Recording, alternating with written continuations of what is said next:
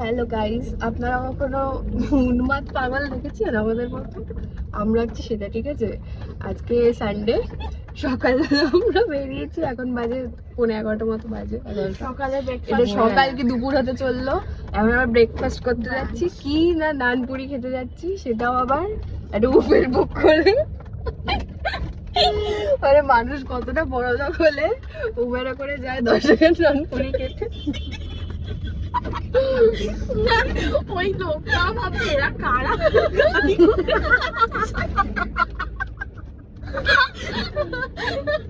পশ্চিমবঙ্গে চাকরি নেই, খরচা করছি। ওখানে আরো অনেকে আছে, মানে আসছে, ওরাও গিয়ে তারপরে দেখাচ্ছি। গ্রুপের যে সব থেকে বড় উন্মাদটা এই যে এনার ইয়েতেই আসা এত দূর। কি জানে আমার ফোনটাই এরকম হয়ে যাচ্ছে।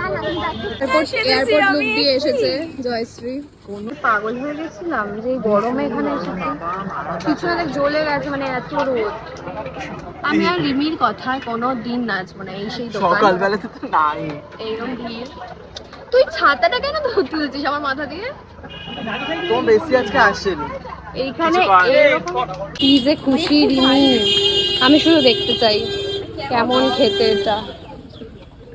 গাইস, ভীষণ গরমের মধ্যে আমরা পাগল হতে এখানে এসেছি, খেয়ে দেখি কেমন খেতে। ভালো খেতে না, ভালো খেতে ভালো খেতে, হ্যাঁ আমিও খেয়েছি একবার, ভালো। এটা ভোরবেলা আসলে এই লঙ্কা চাটনিটা কি ঝাল?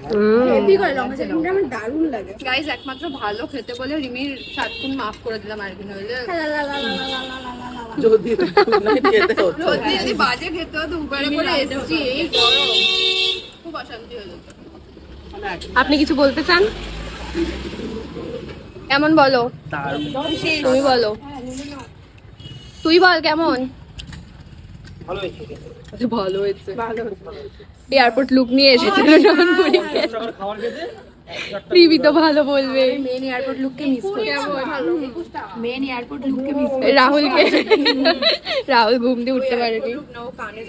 গাইস, একটা 5 মিনিটের খাবার খেতে জান কয়লা হয়ে গেল পুরো।